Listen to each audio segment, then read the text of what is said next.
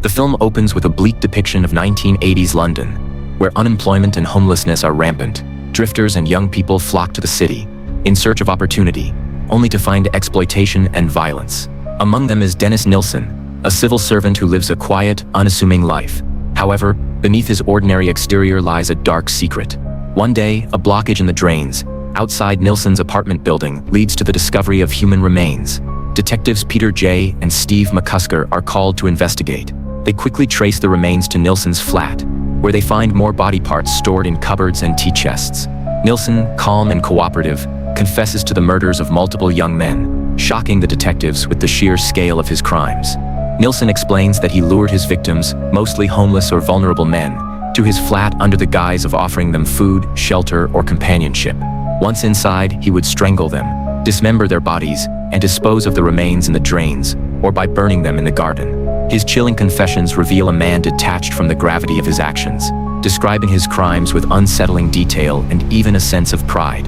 The detectives struggle to piece together the identities of the victims, as Nilsen claims he cannot remember their names.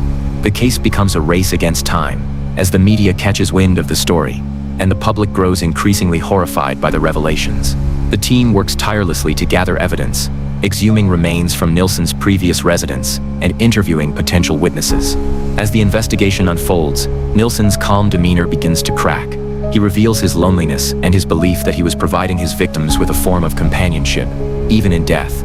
The detectives, however, see through his justifications, recognizing the cold, calculated nature of his crimes. They meticulously gather evidence, including fingerprints and medical records, to confirm the identities of the victims and build a solid case against Nilsen. One of the key breakthroughs comes when Nilsen recalls the name of one of his victims, Stephen Sinclair, a young Scottish man. The detectives track down Sinclair's family, who confirm his identity and provide additional details about his life. This discovery strengthens the case, and Nilsen is formally charged with murder. The film also delves into Nilsen's past, revealing that he was once a police officer, but left the force under mysterious circumstances. His time in the military and his struggles with his sexuality are explored, providing context for his actions, but never excusing them. The detectives, meanwhile, grapple with the emotional toll of the case, as they confront the horrors of Nilsen's crimes, while maintaining their professionalism. As the trial approaches, the media frenzy intensifies, and the public becomes obsessed with the case. Nilsen's calm demeanor during interviews and his detailed confessions only add to the public's fascination and revulsion. The film ends with Nilsen being sentenced to life in prison, leaving the detectives to reflect on the case and its impact on their lives. As Nilsen's trial begins, the courtroom is packed with journalists, onlookers, and grieving families of the victims.